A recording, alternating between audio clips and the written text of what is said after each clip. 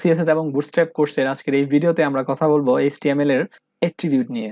অর্থাৎ আমরা আগের ভিডিওতে দেখেছিলাম এইচটিএমএল এর মধ্যে কোনটাকে এলিমেন্ট বলে। এলিমেন্ট ছিল সাধারণত কোনো একটা ট্যাগ শুরু হবে এবং তার ভিতরে কন্টেন্ট থাকবে এবং তার একটা ক্লোজ ট্যাগ থাকবে, তখন আমরা এটাকে কি বলবো? এলিমেন্ট বলবো। সাধারণত আমাদের প্রত্যেকটা এলিমেন্টেরই কোনো না কোনো গুণাগুণ থাকে। অর্থাৎ এলিমেন্ট হয়তো কালার কেমন সেটা বলতে পারে, এলিমেন্টের নাম থাকতে পারে, অথবা এলিমেন্ট কোন ল্যাঙ্গুয়েজে লেখা সেটাও থাকতে পারে।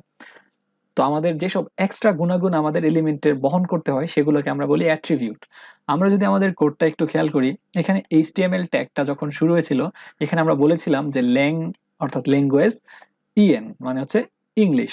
তো এখানে কিন্তু এটা একটা অ্যাট্রিবিউট, যেটা আমাদের এই এইচটিএমএল এলিমেন্টার, অর্থাৎ যেটা আমাদের এই এইচটিএমএল ট্যাগের ভিতরে যা ছিল তার একটা গুণাগুণ বহন করে অথবা তার একটা বৈশিষ্ট্য বহন করে, সেটা হচ্ছে ইংরেজি ল্যাঙ্গুয়েজ। সেম ভাবে আমরা যদি এখানে দেখি মেটা ট্যাগটাও আমাদের একটা, এই যে UTF-8 একটা ক্যারেক্টার সেট সে ইউজ করতেছে, সেটা হচ্ছে এখানে সে এট্রিবিউট হিসেবে ইউজ করতেছে। তারপর আমরা যদি এই মেটা ট্যাগটা দেখি, এখানেও কিন্তু সে এক্সট্রা একটা গুণাগুণ বলে দিচ্ছে যে ভিউ পোর্ট, অর্থাৎ আমাদের ভিউ পোর্টটা কেমন হবে বা ডিভাইসের ভিউ পোর্টটা কেমন হবে এবং তার কন্টেন্টটা কেমন হবে সেটাও সে এখানে বলে দিচ্ছে।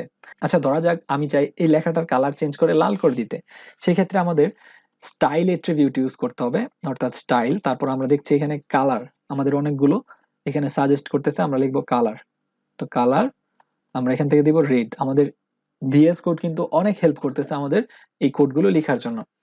এখন যদি আমরা এটা কন্ট্রোল S প্রেস করি এবং আমরা আমাদের লাইভ সার্ভারে চলে আসি, তাহলে আমরা দেখতে পারবো যে আমাদের সবগুলো টেক্সট কিন্তু কালার লাল হয়ে গেছে।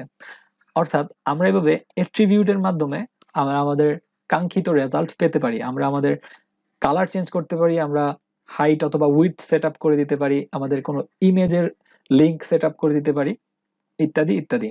তো আজকের এই ভিডিওতে আমরা জেনেছি যে এইচটিএমএল এর মধ্যে অ্যাট্রিবিউট কি জিনিস এবং অ্যাট্রিবিউট আমরা কিভাবে ইউজ করব।